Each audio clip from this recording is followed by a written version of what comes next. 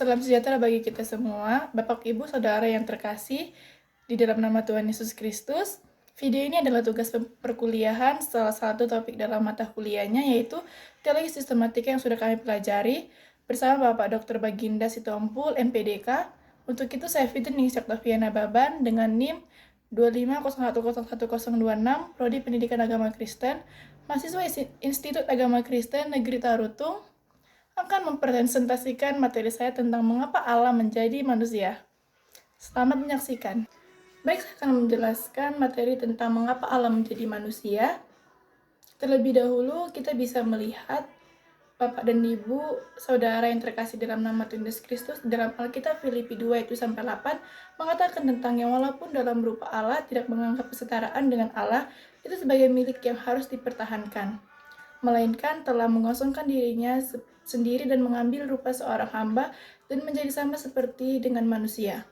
Dan dalam keadaan sebagaimana manusia, ia telah merendahkan dirinya dan taat sampai mati, bahkan sampai mati di kayu salib. Saudara-saudara, yang salah satu kebenaran terbesar dalam iman Kristen adalah bahwa Allah telah menjadi manusia di dalam pribadi Yesus Kristus.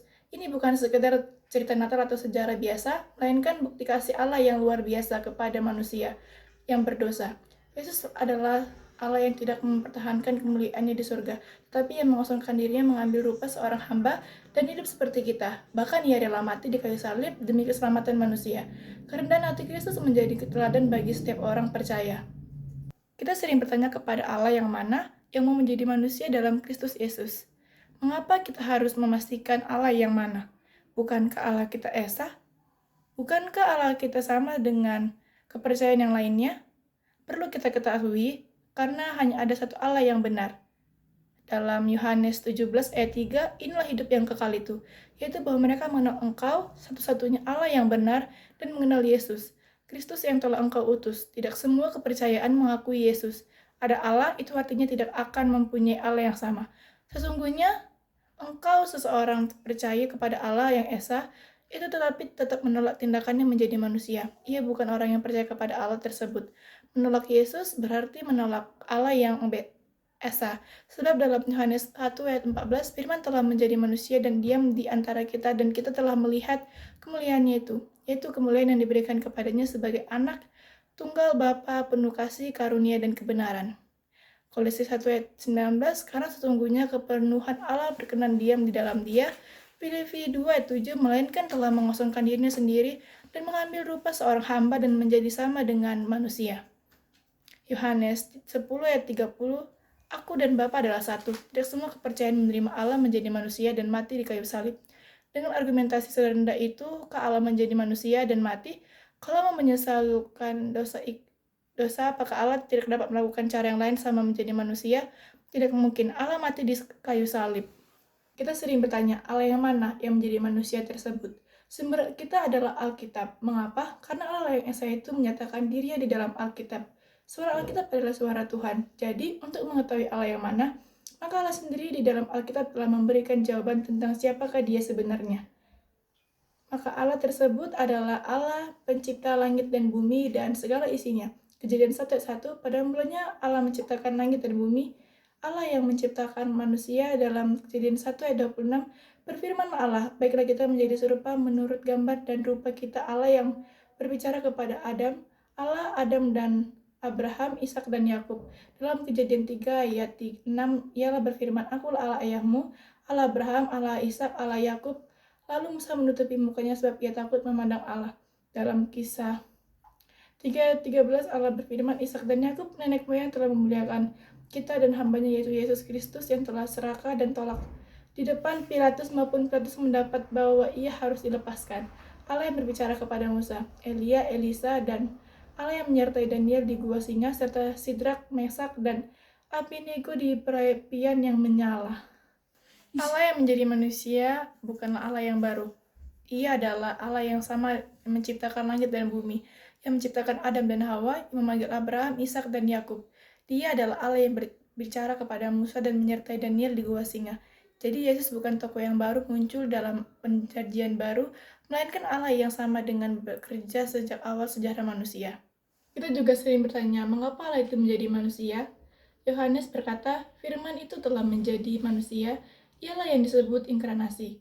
Allah datang ke dunia bukan sebagai malaikat, bukan sebagai roh, tetapi sebagai manusia. Mengapa? Karena manusia membutuhkan juru selamat yang dapat memahami penderitaannya dan menjadi pengganti baginya. Di dalam Yesus berdiam seluruh kepenuhan Allah. Artinya, ketika melihat Yesus, kita melihat Allah yang menyatakan dirinya kepada manusia. Mungkin kita masih banyak yang belum tahu apa awal masalah manusia. Pada mulanya, kita tahu Allah menciptakan segala sesuatu dengan sangat baik. Manusia hidup dalam hubungan yang sempurna dengan Allah.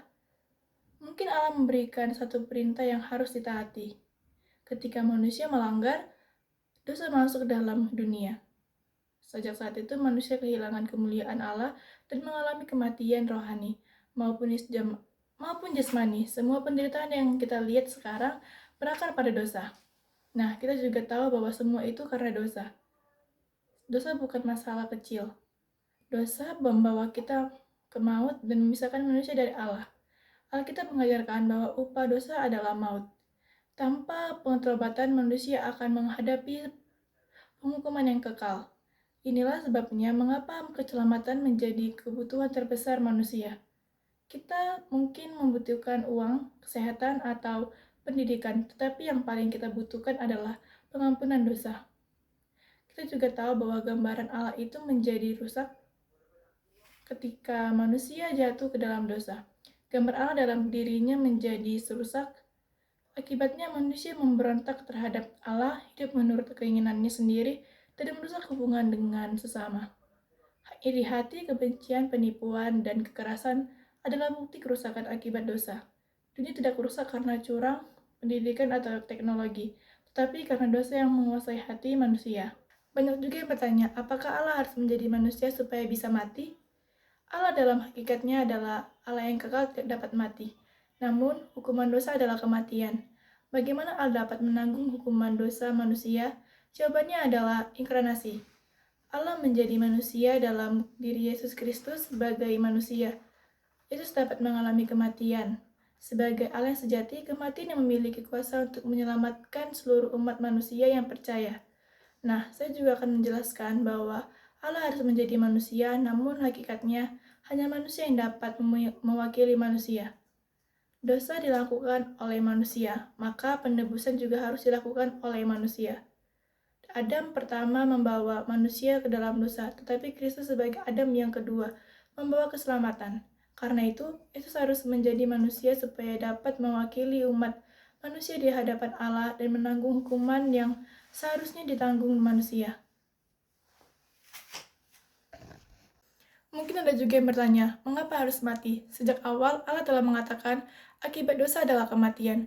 Upah dosa tidak pernah berubah. Karena itu, jika manusia ingin diselamatkan, harus ada yang membayar hukuman dosa tersebut. Yesus mengambil posisi kita. Ia menerima hukuman yang seharusnya kita tanggung. Salib bukan kecelakaan, tetapi rencana Allah yang menyelamatkan manusia. Mungkin kita juga bertanya, mengapa harus Allah? Tidak ada manusia yang layak menjadi penebus, karena semua manusia telah berdosa. Orang berdosa tidak bisa menyelamatkan orang berdosa lainnya. Hanya Yesus yang tidak berdosa, karena itu hanya Dia yang memenuhi syarat menjadi korban yang sempurna. Keselamatan bukan hasil usaha manusia, melainkan karya Allah melalui Yesus Kristus. Mengapa semua itu terjadi? Jelas kita tahu karena kasih Allah. Mengapa Allah rela menjadi manusia dan mati di kayu salib? Jawabannya adalah kasih. Yohanes 3:16 menyatakan, begitu besar kasih Allah akan dunia ini, karena kasih Allah bukan hanya kata-kata tetapi tindakan nyata.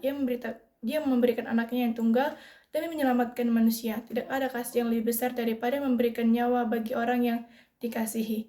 Sudah selesai. Ketika Yesus berkata, sudah selesai, itu bukan teriakan kekalahan, melainkan sebuah kemenangan. Semua tuntutan hukum terhadap dosa telah dipenuhi. Di kayu salib, keadilan Allah dan kasih Allah bertemu. Dosa dihukum, tetapi manusia yang percaya diselamatkan. Melalui ini, jalan menuju Allah kembali dibuka bagi manusia. Kesimpulan dan penerapan materi ini adalah salib menunjukkan bahwa Allah tetap adil sekaligus penuh kasih. Dosa harus dihukum, tetapi Allah sendiri menyediakan pengganti melalui Yesus Kristus. Karena itu, keselamatan adalah anugerah bukan hasil usaha manusia. Tugas kita adalah menerima karya Kristus dengan iman dan hidup dalam ketaatan. Mari Bapak Ibu Saudara yang terkasih, menerima Yesus dalam hidup kita. Firman Tuhan berkata bahwa jika kita mengaku dengan mulut bahwa Yesus adalah Tuhan dan orang percaya dalam hati bahwa Allah membangkitkan Dia dari kematian, maka kita akan diselamatkan. Keselamatan bukan untuk orang tertentu saja, melainkan untuk semua orang yang percaya kepada Kristus. Hari ini adalah keselamatan untuk menyerahkan hidup kepada Kristus dan menerima anugerah keselamatan yang telah Ia sediakan melalui salib-Nya. Sebagai penutup, materi ini saya jelaskan atau khotbah singkat saya boleh saya paparkan. Allah menjadi manusia, bukan karena manusia layak diselamatkan, tetapi Allah begitu mengasihi manusia. Oleh karena itu, mari kita menerima kasih-Nya, hidup baginya dan memberitakan keselamatan yang ada di dalam Kristus Yesus. Demikian penjelasan dari materi berikut. Jika ada tutur kata saya yang salah ucapkan, maaf dan saya juga akan mengucapkan terima kasih. Tuhan Yesus memberkati. Shalom.